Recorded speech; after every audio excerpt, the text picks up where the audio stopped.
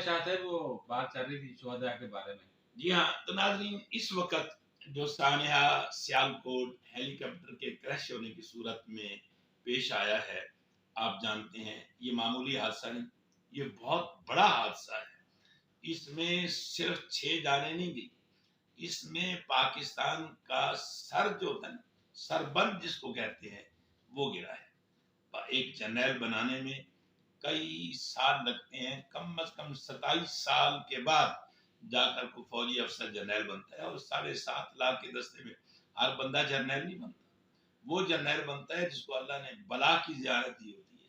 وہ جرنیل بنتا ہے جو نہ جانے کتنے امتحانات کے رگڑوں میں سے نکلتا ہے، چھن کر نکلتا ہے، اور کسی نے دانا خاک میں مل کر گل و گلزار ہوتا ہے.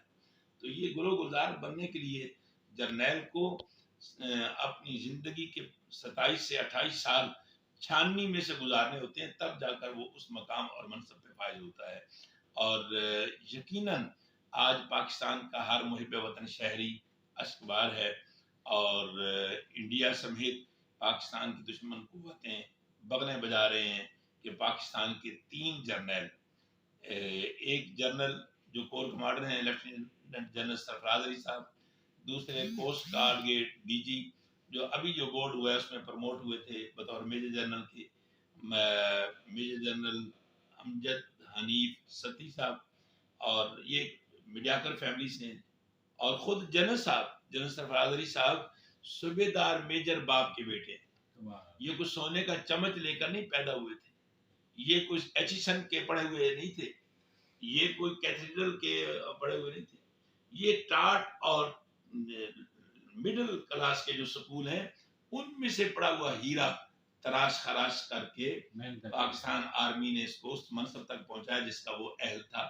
جنرل سرفراز علی، ہمیں بہت دکھ ہے ان کے شہید ہونے کا. جنرل امجد حنیف ستی صاحب کے شہید ہونے کا ساری قوم کو دلی صدمہ ہے. اور ان کے ساتھ بریگیڈیئر خالد جو کہ انجینئر کور کے تھے اور وہ ٹیکنیکل کے طور پر اس ہیلی کاپٹر میں سوار تھے.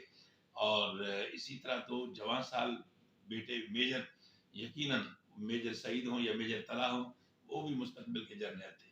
اور جو نائک مدثر تھا اس کی ماں سے پوچھیں تو اس کی ماں بھی یقیناً یہی کہتی ہے کہ میرا بیٹا جرنیل تھا، اس لیے کہ ہر بیٹا اپنی ماں کا جرنیل بیٹا ہوتا ہے. ہم سخت صدمے میں ہیں. اور ہیلی کاپٹر کا یوں کریش ہونا یقیناً یہ کسی بہت بڑے حادثے اور صدمے سے خالی نہیں ہے. اور فوج نے بھی کہا کہ ہم تحقیقات کر رہے ہیں، دیکھتے ہیں کہ یہ ٹیکنیکلی طور پر کریش ہوا ہے یا اس کے پیچھے کوئی عوامل اور ہیں. اگر کوئی اور عوامل ہیں تو یہ بڑا ظلم ہوگا، بڑا المیہ ہوگا. اور اگر قدرتی طور پر کریش ہوا ہے تب بھی قوم کا بہت بڑا صدمہ ہے قوم کو.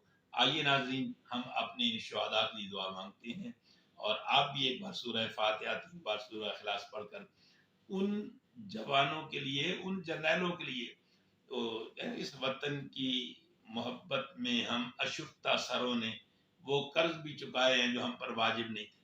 لوگ کہتے ہیں فوج سرحدوں کا پہرا دے، سرحدوں کا پہرا دے. اب آپ نے دیکھا کہ سیلاب کے پانی میں ڈوبتی ہوئی اپنی عوام کو فوج دیکھ نہیں پائی، اور فوج نے فوراً اپنے جرنیل بھی جو فوج کے تھے وہ فیلڈ میں اترائے ہیں، اور اسی صورت میں وہ شہادت سے دو چار ہوئے ہیں.